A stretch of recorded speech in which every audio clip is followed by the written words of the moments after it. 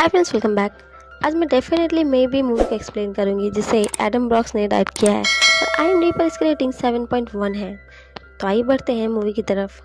Movie के start में हम 30 साल के बिल हेज को देखते हैं जो न्यूयॉर्क में एक एडवर्टीजमेंट कंपनी में काम करता है। ऑफिस में बिल को डिवोर्स पेपर्स भी मिलते हैं जो बिल की वाइफ ने उसे भेजा था। वहीं उसे एक बड़ा असाइनमेंट भी मिल जाता है। अब बिल को समझ नहीं आ रहा था कि वो डिवोर्स का दुख मनाए या एक बड़ी असाइनमेंट मिलने की खुशी। खैर, बिल अपने ऑफिस से निकल जाता है। ट्यूसडे और फ्राइडे बिल के फेवरेट डे हैं क्योंकि इन दो दिनों में बिल अपनी बेटी को स्कूल से लेने जाता है और पूरा दिन उसी के साथ बिताता है। बिल की बेटी का नाम माया है जो 11 साल की है।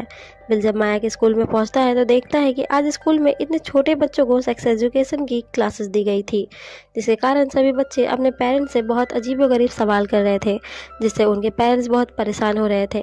तभी माया भी बिल के पास आ जाती है और पूरे रास्ते माया भी बिल से अजीब अजीब सवाल किए जा रही थी, जिसका जवाब देना बिल के लिए बहुत मुश्किल हो रहा था।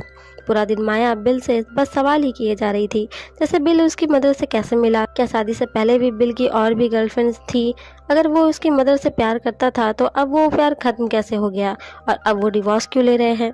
माया अपने फादर बिल को उसकी कहानी सुनाने को कहती है कि वो कैसे उसकी मदर से मिला और उसे कोई रैंडम स्टोरी नहीं सुननी थी कि वो उनकी मदर से मिला, उसे प्यार हुआ और फिर उन लोगों ने शादी कर ली, बल्कि उसे उसकी रियल स्टोरी सुननी थी। माया के जिद करने पर बिल माया को उसकी और उसकी मदर की कहानी सुनाने के लिए तैयार हो जाता है, पर वो माया के सामने शर्त रखता है कि उसकी लाइफ में कुछ लड़कियां आई थी और अपनी कहानी में वो उन सभी लड़कियों के नाम को बदल देगा और माया को ही गेस करना होगा कि इनमें से उसकी मदर कौन है। और अब बिल अपनी कहानी सुनाना स्टार्ट करता है। बिल माया को 1992 के समय में ले जाता है जब सेल फोन्स और ईमेल का ज़माना नहीं था। बिल मेडिसिन में रहा करता था जहां उसकी गर्लफ्रेंड थी एमिली, जो कॉलेज के टाइम से ही उसकी फ्रेंड थी। दोनों एक दूसरे को बहुत चाहते थे। एक दिन बिल को क्लिंटन के इलेक्शन कैंपेन के लिए 2 महीनों के लिए न्यूयॉर्क जाना पड़ता है। बिल के लिए अपना करियर बनाने के लिए एक अच्छा मौका था, पर एमिली नहीं चाहती थी कि बिल वहां जाए क्योंकि एमिली को लगता था कि बिल न्यूयॉर्क जाकर बदल जाएगा। बिल एमिली को समझाता है कि ऐसा कुछ भी नहीं होगा। न्यूयॉर्क जाते वक्त एमिली बिल को एक डायरी देती है उसकी एक फ्रेंड समर को दे देने के लिए, क्योंकि ये डायरी समर की ही थी जो वो एमिली के पास भूल गई थी। डायरी को लेकर बिल न्यूयॉर्क के लिए निकल जाता है। यहाँ माया कहानी के बीच में ही बिल से कहती है कि एमिली उसकी मदर नहीं हो सकती है। बिल इसका कारण पूछता है तब माया बताती है कि हमेशा से ही कहानी की शुरुआत में जो गर्लफ्रेंड होती है उसे छोड़ दिया जाता है, इसलिए माया गेस करती है कि शायद से समर ही उसकी मदर होगी जिसकी डायरी बिल के पास है। बिल कहानी को आगे बढ़ाता है। ऑफिस के पहले दिन से ही बिल अपने काम से फ्रस्ट्रेटेड हो जाता है क्योंकि बिल को यहाँ डॉक्यूमेंट्स को कॉपी करने और कॉफ़ी वगैरह लाने का काम दे दिया गया था। ना चाहते हुए भी बिल इस काम को कर रहा था। काम के बाद बिल एक शॉप में सिगरेट लेने जाता है। यहाँ माया को पहली बार पता चलता है कि उसके फादर स्मोक भी क्या करते हैं, पर बिल माया को बताता कि वो अब स्मोक नहीं करता है। सीन वापस कहानी पर लौटती है जहाँ बिल अपने रूममेट रसल के साथ रहता है और रसल के कहने पर ही वो उस डायरी को पढ़ने लगता है जो एमिली ने उसे दी थी समर को देने के लिए। इस डायरी को पढ़कर बिल बहुत हैरान होता है क्योंकि इसमें समर ने उसकी और एमिली की नज़दीकियों के बारे में लिखा था। अगले दिन ऑफिस में बिल की मुलाकात अप्रैल से होती है। अप्रैल किसी भी पॉलिटिक पार्टी में इंटरेस्टेड नहीं होती है, वो यहाँ बस पैसों के लिए ही काम कर रही थी। काम के बाद बिल समर के घर जाता है उसे उसकी डायरी देने, जहाँ उसकी मुलाकात हैम्पटन से होती है जो एक 60-65 साल का बूढ़ा आदमी होता है। बिल समझ जाता है कि हैम्पटन समर का फादर है। हैम्पटन एक मशहूर राइटर होता है। थोड़ी देर में वहाँ समर भी आ जाती है, जिसके बाद बिल को पता चलता है कि हैम्पटन समर का फादर नहीं बल्कि बॉयफ्रेंड है। डायरी देखकर ही समर समझ जाती है कि बिल ने उसे पढ़ा है। खैर, बिल यहाँ से जाने लगता है। समर उसे गुड बाय करने आती है पर समर बिल को किस कर लेती है और वापस चली जाती है। बिल को समझ ही नहीं आता है कि समर ने ऐसा क्यों किया। अब ऑफिस में बिल को प्रमोट करके दूसरा काम दे दिया जाता है, जिससे बिल बहुत खुश होता है और वो अपने काम को बहुत ही अच्छे से पूरा करता है, जिससे वहाँ सभी बिल से इम्प्रेस होते हैं। अब काम के बाद बिल वापस से अपने लिए सिगरेट लेने जाता है, पर तभी वहाँ अप्रैल भी आती है। अप्रैल भी खुद के लिए सिगरेट ले रही थी, पर यहाँ अपनी अपनी सिगरेट को लेकर उनमें बहस होने लगती है। तब दोनों में $20 के लिए शर्त लगती है कि कौन सी ब्रांड की सिगरेट पहले खत्म होगी, अप्रैल की या बिल की। पर इसमें बिल हार जाता है क्योंकि उसकी सिगरेट पहले खत्म हो जाती है, पर अप्रैल अपने जीते हुए पैसे लेने से मना कर देती है। बातों ही बातों में अप्रैल बिल को बताती है कि आज उसका बर्थडे है और उसका बॉयफ्रेंड उसे छोड़कर किसी शो में पार्टिसिपेट करने चला गया है। और ये सुनकर बिल को अच्छा नहीं लगता है कि अपने बर्थडे के दिन अप्रैल अकेली है, पार्टी नहीं कर रही है। इसलिए बिल अप्रैल को डिनर के लिए पूछता है, पर अप्रैल मना कर देती है। अप्रैल बिल को उसके साथ एक पार्टी में चलने को कहती है जहां वो अकेली नहीं जाना चाहती है। बिल मान जाता है। पार्टी से वापस आकर अप्रैल बिल से उसकी गर्लफ्रेंड के बारे में पूछती है। तब बिल बताता है कि उसकी एक गर्लफ्रेंड है एमिली, जिसे वो शादी के लिए प्रपोज भी करने वाला है। बिल अप्रैल को रिंग भी दिखाता है। तब अप्रैल बिल को उसे एमिली समझकर रिहर्स करने को कहती है कि किस तरह से वो एमिली को प्रपोज करने वाला है। बिल अप्रैल को एमिली समझकर प्रपोज करता है। पहली बार में तो अप्रैल मना कर देती है क्योंकि बिल के प्रपोजल में कोई दम नहीं है, पर दूसरी बार में बिल इसे बहुत ही अच्छे से करता है, जिससे अप्रैल कहती है कि एमिली जरूर मान जाएगी। इसके बाद दोनों ही अप्रैल के घर जाते हैं, जहां वो अप्रैल के पास जेन ईयर्स की बहुत सारी बुक्स की कॉपीज देखता है। पूछने पर अप्रैल बताती है कि एक बार उसके 13th बर्थडे पर उसके पिता ने उसे जेन ईयर की बुक दी थी, जिस पर उसके लिए उन्होंने बहुत ही खूबसूरत सा मैसेज लिखा था। पर क्योंकि उसे गोल्ड की इयररिंग्स चाहिए थी और वो ना मिलने पर वो नाराज थी, जिसके कारण से तब उसने इस बुक पर ध्यान नहीं दिया था। पर बाद में उसने उस बुक को पढ़ा और वो हर 1-2 साल में इसे पढ़ती थी और हर बार ही उसे उसमें कुछ नया दिखता था। बाद में वो अपने कॉलेज के लिए चली गई थी और उसके बाद मदर ने घर को बेच दिया था, जिसके कारण से उसके फादर की दी हुई बुक भी खो गई थी और कुछ समय पहले ही उसके फादर की भी मौत हो गई है। अब क्योंकि वो बुक उसके फादर की दी हुई लास्ट गिफ्ट थी, इसलिए वो बुक उसके लिए बहुत खास है। इसलिए वो जब भी किसी सेकेंड हैंड बुक के शॉप से गुजरती है तो वो ये सोचकर जेन ईयर्स की बुक ले लेती है कि शायद ये वही बुक हो जिसे उसके फादर ने उसे गिफ्ट किया था। यहाँ अप्रैल और बिल दोनों ही बहुत सारी बात करते हैं। बिल अप्रैल के फ्यूचर प्लानिंग के बारे में पूछता है। अप्रैल बताती है कि उसे नहीं पता है कि वो फ्यूचर में क्या करना चाहती है। वो बस उन जगहों पर घूमना चाहती है जिस जगह के बारे में वो कुछ भी नहीं जानती है, जिसके लिए उसने बहुत सारे पैसे जमाए हैं। पर अभी वो एक लड़के के साथ बेकार से रिलेशनशिप में अटकी है।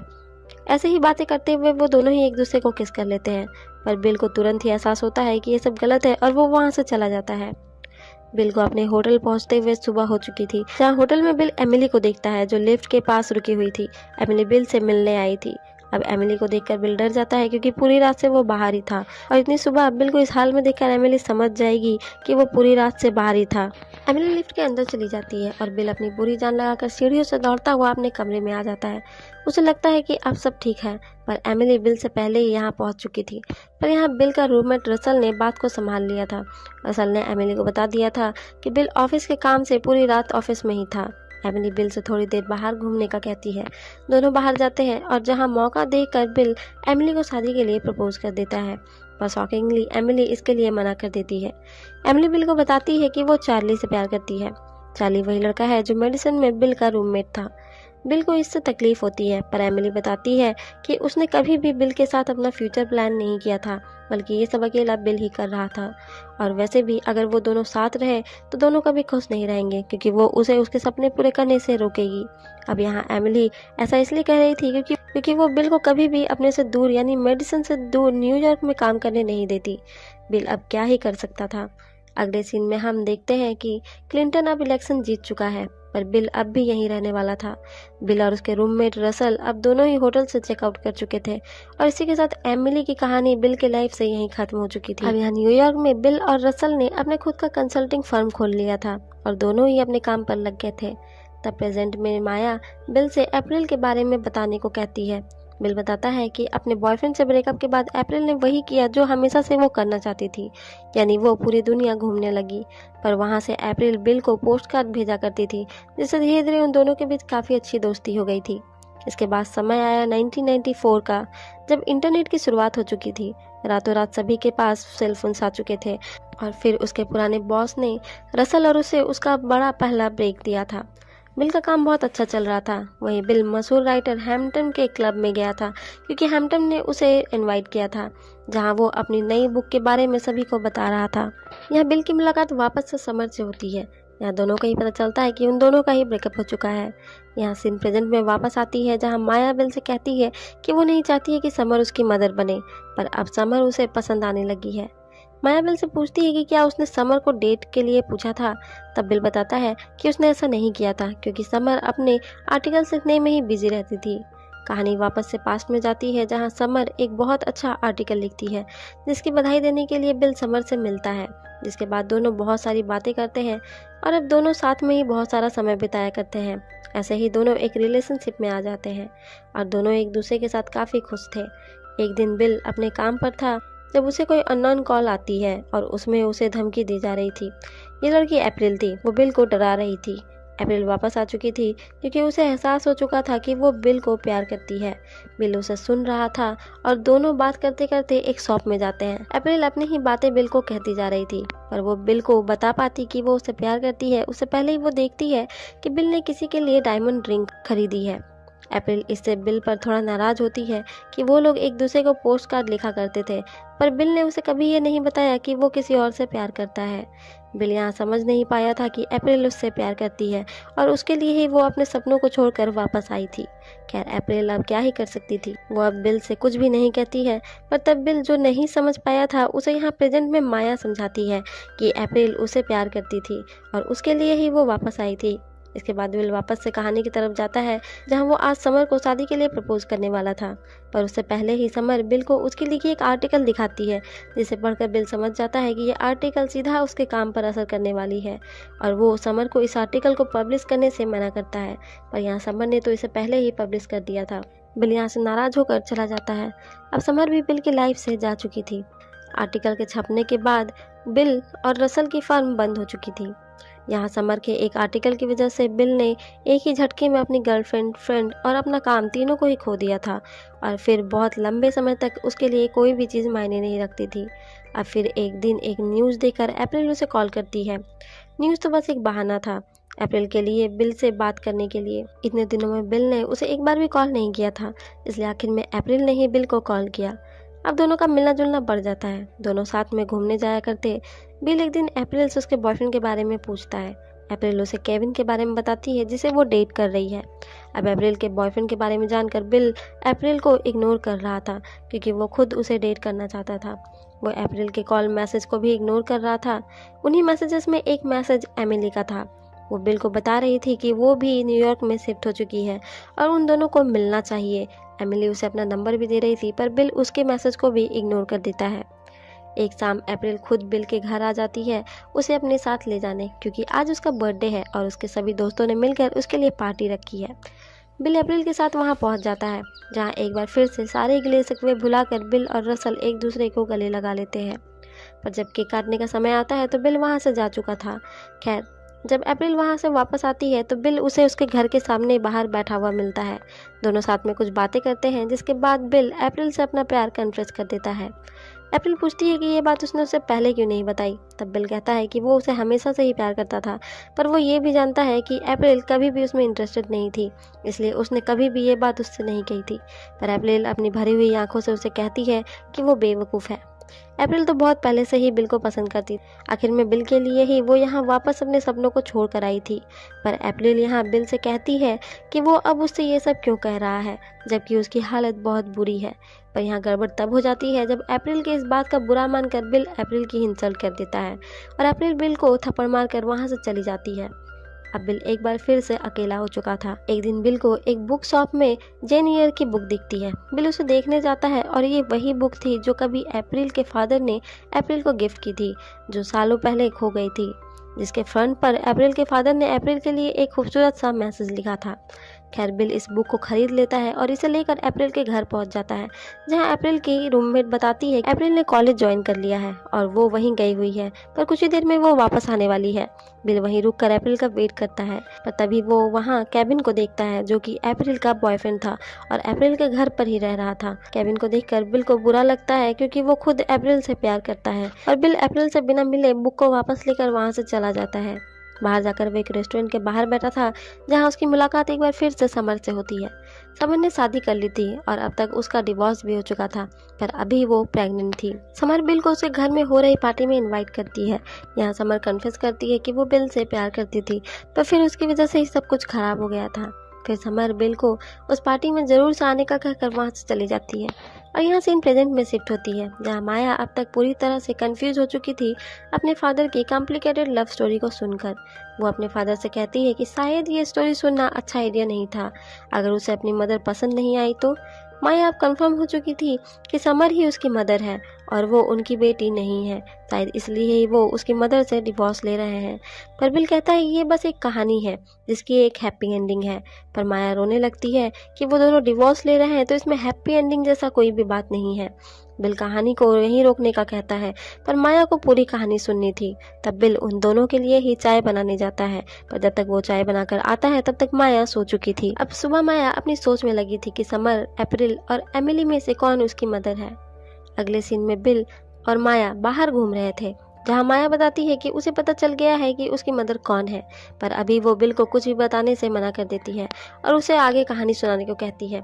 साथ ही माया ये भी कहती है कि अगर समर उसकी मदर हुई तो वो कनाडा भाग जाएगी, क्योंकि माया इस स्टोरी में समर को बिल्कुल भी पसंद नहीं करती थी, क्योंकि समर ने उसके फादर का यानी बिल का दिल तोड़ा था। खैर, कहानी आगे बढ़ती है, जहाँ बिल समर के घर उसकी पार्टी में आ जाता है, जहाँ जाकर उसे पता चलता है कि मशहूर राइटर हैम्पटन की पिछले साल ही मौत हो चुकी थी। समर और बिल एक दूसरे से कुछ बातें करते हैं, जहाँ बिल समर से कह देता है कि वो जो चाहती है वो दोबारा नहीं हो सकता है, क्योंकि दोनों की मंजिल एक नहीं है, जिसका अंजाम ठीक नहीं होगा और अब वो फिर से उस दर्द को नहीं झेल सकता है। दोनों ही इस सिचुएशन को बहुत ही अच्छे से हैंडल करते हैं और दोनों एक दूसरे के दोस्त बने रहने का फैसला करते हैं। इसके बाद समर बिल को अपनी एक फ्रेंड से मिलवाती है, जो कि कोई और नहीं बल्कि एमिली थी। दोनों एक दूसरे से मिलते हैं और अपने पास्ट लाइफ के बारे में बातें करते हैं, जहाँ एमिली बताती है कि वो डर गई थी बिल से और उसके सपनों से, पर ब्रेकअप के बाद वो बहुत अकेला महसूस करती थी। यहाँ एमिली बिल के सर पर अपना हाथ फेरते हुए कहती है, क्या उन्होंने कभी सोचा था कि उन्हें बस एक अलग प्लान की ज़रूरत थी। अब यहाँ हम प्रेजेंट में माया को देखते हैं, जो अपने फादर को रोकते हुए कहती है कि उसे एमिली के सर पर हाथ फेरने के कारण ही पता चला कि एमिली ही उसकी मदर है, क्योंकि जब कभी भी वो परेशान होती है तो उसकी मदर भी ऐसा ही करती है। माया बिल से पूछती है कि क्या एमिली ही इसकी मदर है, तब बिल हाँ में जवाब देता है और यहाँ अब तक माया की मदर भी आ चुकी थी और हम देख पाते हैं कि ये एमिली ही है। पर यहाँ माया की मदर का नाम सायरा था, क्योंकि बिल ने स्टोरी में सभी के नामों को बदल दिया था और अब माया को वापस से अपनी मदर सायरा के साथ जाना था, क्योंकि उसके फादर के साथ रहने का समय खत्म हो चुका था। जाते जाते बिल माया को बताता है कि इस कहानी की हैप्पी एंडिंग माया है। इसके बाद माया अपनी मदर के साथ चली जाती है। अब बिल अपने ऑफिस में था, जहाँ वो कुछ ढूंढ रहा था और उसे ढूंढते हुए जेन ईयर की वो बुक मिलती है जो उसे अप्रैल को देनी थी, और आखिर में वो इसे लेकर अप्रैल के पास चला जाता है। अप्रैल अब तक एक सक्सेसफुल वुमन बन चुकी थी। यहाँ आकर बिल को पता चलता है कि अप्रैल अब तक सिंगल है। उसने केविन को भी छोड़ दिया था क्योंकि उसमें कुछ मिसिंग था। आखिर में बिल वो बुक अप्रैल को दे देता है, जिसे देखकर अप्रैल बहुत खुश होती है, पर जैसे ही उसे पता चलता है कि ये बुक बहुत सालों से ही बिल के पास थी, बिल उसे कहता है कि वो उसे ये देना चाहता था पर दे नहीं सका। ये सब सुनकर अप्रैल बहुत नाराज होती है और अपसेट भी हो जाती है और बिल को वहाँ से जाने को कहती है। बिल भी वहाँ से चला जाता है। अगले सीन में बिल माया के साथ था, जहाँ वो उसे ये सब कुछ बता रहा था। यहाँ माया बिल से पूछती है कि उसने स्टोरी में सभी के नामों को बदला पर अप्रैल के नाम को नहीं बदला। यहाँ माया को समझने में देर नहीं लगती है कि उसके फादर आज भी अप्रैल से प्यार करते हैं और वो दोनों ही यहाँ से अप्रैल के घर के लिए निकल जाते हैं। दोनों अप्रैल के दरवाजे पर होते हैं, पर अप्रैल दरवाज़ा नहीं खोलती है। बिल वहाँ से जा रहा होता है, पर माया को लगता है कि अप्रैल दरवाज़ा ज़रूर ही खोलेगी। तब बिल बस 30 तक काउंट करने का कहता है और अगर तब भी वो दरवाज़ा नहीं खुला तो वो लोग वहाँ से चले जाएंगे। यहाँ काउंटिंग के बीच में ही माया बिल से कहती है कि अगर अप्रैल ने दरवाज़ा खोल दिया तो वह अप्रैल को भी वही कहानी सुनाए जो उसने उसे सुनाई है, तब अप्रैल भी मान जाएगी। और ये सारी बातें अंदर दरवाजे पर खड़ी अप्रैल सुन रही थी। 30 काउंट करने के बाद भी दरवाज़ा नहीं खुलने पर वो दोनों ही वहाँ से मायूस होकर वापस जाने लगते हैं, पर तभी अप्रैल बाहर निकलती है और बिल से पूछती है कि वो किस कहानी की बात कर रहा है। अब यहाँ बिल अप्रैल को बताता है कि उसने उसे उस बुक को नहीं दिया था क्योंकि उसके पास बस उसकी वही एक याद थी। ये सुनकर अप्रैल के चेहरे पर स्माइल आ जाती है और वो बिल को हक कर लेती है। यह हम सभी जानते हैं कि अप्रैल तो हमेशा से ही बिल से प्यार करती थी, यही कारण था कि वो आज भी सिंगल थी।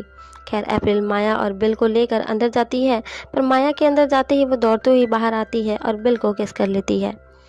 और यहाँ अब फाइनली माया की वजह से बिल की लव स्टोरी कंप्लीट हो चुकी थी और इसी के साथ डेफिनेटली मे भी स्टोरी यहीं ख़त्म हो जाती है।